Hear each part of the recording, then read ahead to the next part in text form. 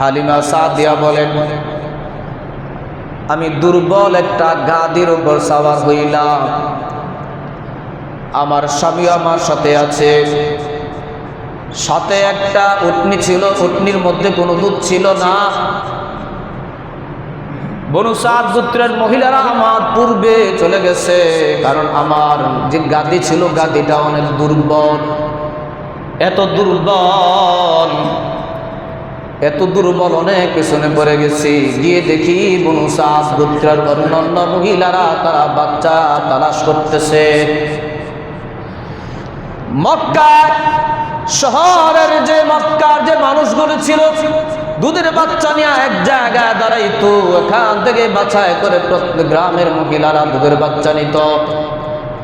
হালিমা সাদিয়া বলেন, বনু সাদ গোত্রের অন্যান্য মহিলারা দেখতেছি তারা ঘুরতেছে, দুধের বাচ্চা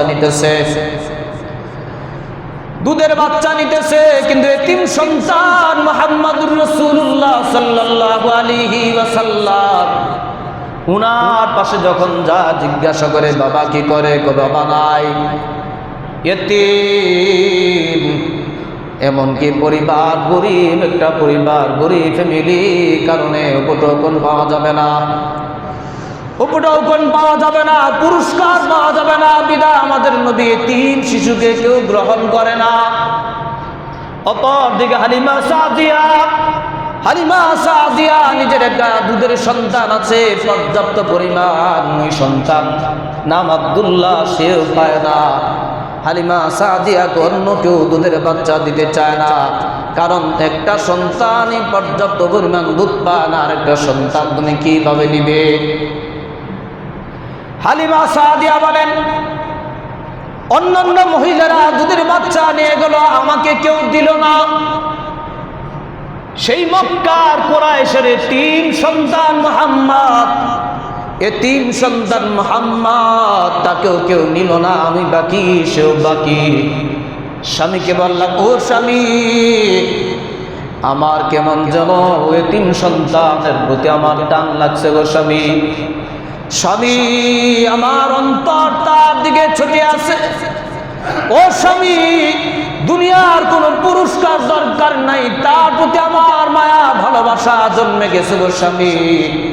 হয়তো আল্লাহ তাআলা তাকে নিলে আল্লাহ তাআলা দিতে পারেন। স্বামী রাজি হয়ে গেলেন, ঠিক আছে, তুমি যদি যেহেতু বলতেছ তার প্রতি তোমার ভালোবাসার টান লেগে গেছে, তুমি তাকে নাও, আল্লাহ দেয়ার মালিক। হালিমা সাদিয়া বলেন, এতিম সন্তান মুহাম্মদকে যখন আমি কোলে নিলাম, কোলে নিয়ে যখন আমার স্তন আমি লাগাইলাম, দেখলাম পর্যাপ্ত পরিমাণ দুধ আসা শুরু হয়েছে। এই এতিম সন্তান পর্যাপ্ত পরিমাণ দুধ পান করার পর আরেকটা সন্তান আব্দুল্লাহ পর্যাপ্ত পরিমাণ দুধ পান করেছে। আমার স্বামীকে বললাম, ও স্বামী, আমার বিশ্বাস হয়ে গেছে আল্লাহ তাআলা আমাদের প্রতি তাকাইছেন। স্বামী, যাও উটনির কাছে যাও, গিয়ে দেখো কিছু দুধ পাও কিনা। স্বামী উটনির কাছে গেছেন, গিয়ে দেখেন উটনির স্তন দুধে ভরপুর হয়ে আছে। সুবহানাল্লাহ।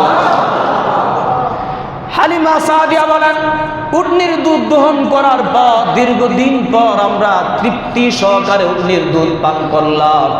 দীর্ঘদিন পর একটি রাত আমরা কাটিয়েছি, যেই রাতটা পূর্ণ রাত তৃপ্তি সহকারে ঘুমাইছি।